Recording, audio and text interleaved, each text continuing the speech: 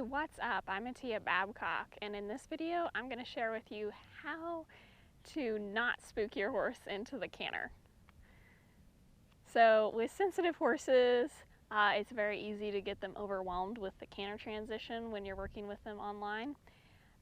Truffle can be kind of sensitive. If you bring all your aids on all at once, then he's going to panic, and then he'll be worried about that canter transition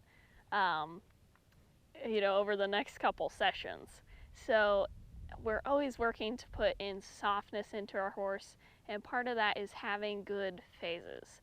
So when I go to do this, I'm gonna point, and whatever my phase 1 is, I'm going to allow my horse 2 seconds or 2 strides to respond. So 1001, 1002, and then I'm gonna smooch, and then I can swing my stick up and in towards their rib cage. And I like doing this versus an overhand swing because it does two things.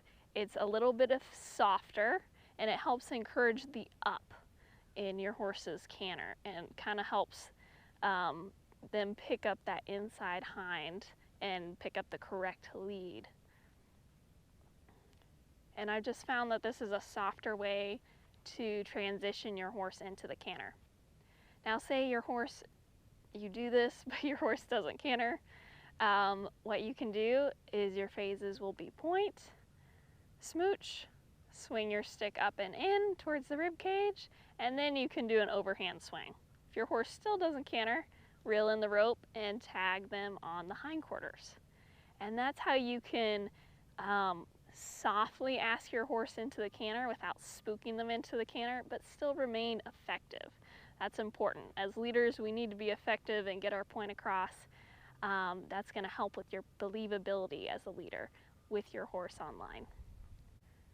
So the next thing I want to mention to you is to ask for that canter transition on one section of the circle only.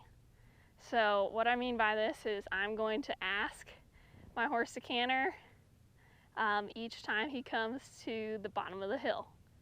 And it doesn't matter on my results. So if my horse canters, great, I take the pressure off. If my horse doesn't canter, no big deal. I'm gonna go through all 4 phases, but then I'm gonna leave him alone the rest of the circle. When he comes back to that spot, I'll go through all my phases again.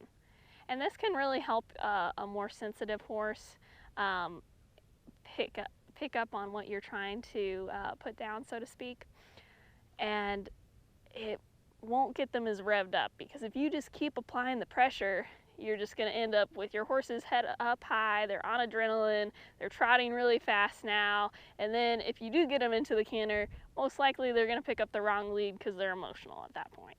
So to avoid that, just pick one section of the circle to ask for that canter transition. This can make a huge difference, and you'll notice, like, you may ask the first time and they don't get it, and then the second time you ask in that spot, they pick it up beautifully. It's because they're mentally prepared. It's just like us. If I threw a test down in front of you and said, do this test, you'd probably panic because you weren't expecting that. Sorry, buddy. And you wouldn't be prepared. So this gives your horse a chance to be mentally prepared for that transition. And it's just a much softer way to communicate with your horse. So give this a try. Let me know how it goes for you in the comments below. Till next time, keep it simple and keep it savvy.